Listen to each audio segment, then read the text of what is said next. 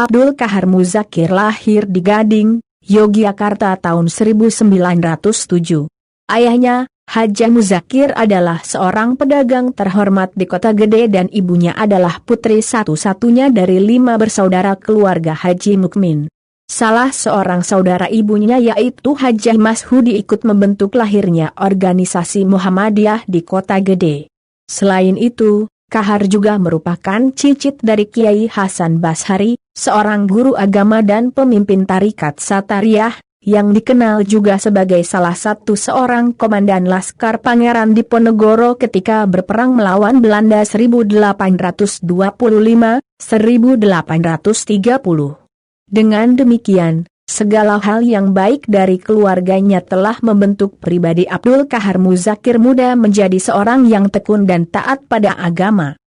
Pendidikan dasarnya ia awali di Sekolah Dasar Muhammadiyah Selokraman Kota Gede namun hanya sampai kelas 2 kemudian beliau melanjutkan pendidikan lanjutan di Pondok Pesantren Jamsaren Solo sambil belajar di Madrasah Mambaul Ulum.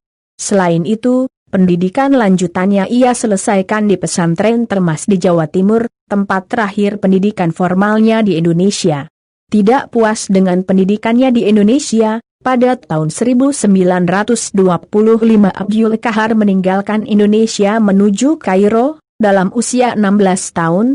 Di Kairo ia memasuki Darul Ulum, sebuah fakultas baru pada Universitas Fuad, sekarang Kairo, dan lulus dari universitas ini pada tingkat lanjut dalam hukum Islam, ilmu pendidikan, bahasa Arab dan Yahudi, tahun 1936.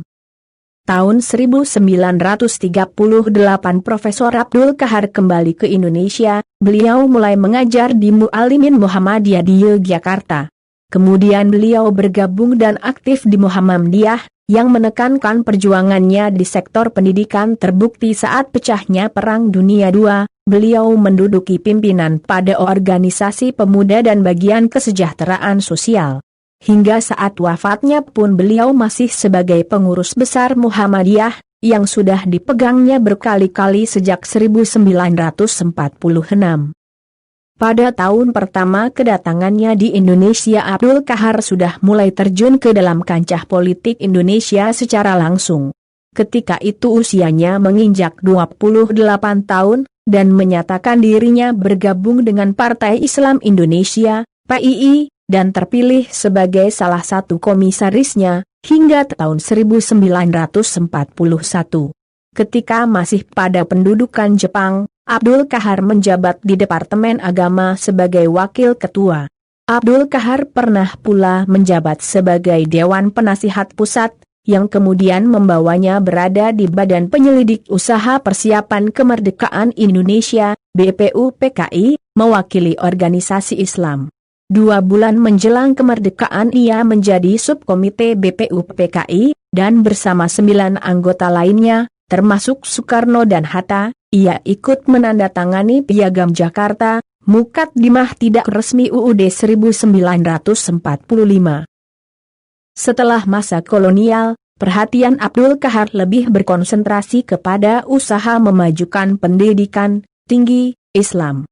Ia begitu besar andilnya dalam pendirian Sekolah Tinggi Islam, STI, ketika menjelang berakhirnya masa pendudukan Jepang. Ia pula yang akhirnya bersama Hatta memimpin lembaga pendidikan ini.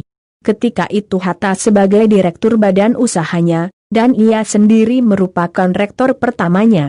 Pada tahun 1946, STI dipindahkan ke Yogyakarta, yang kemudian berganti nama menjadi Universitas Islam Indonesia, UII, tepatnya pada tanggal 10 Maret 1948.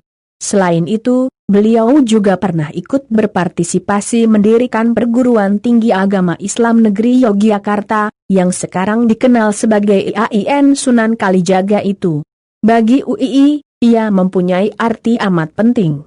Selain memang ia sendiri termasuk pendirinya, Abdul Qahar Muzakir merupakan orang pertama dan terlama yang pernah memegang jabatan rektor yang dipegangnya selama tak kurang dari 12 tahun, 1948 sampai 1960.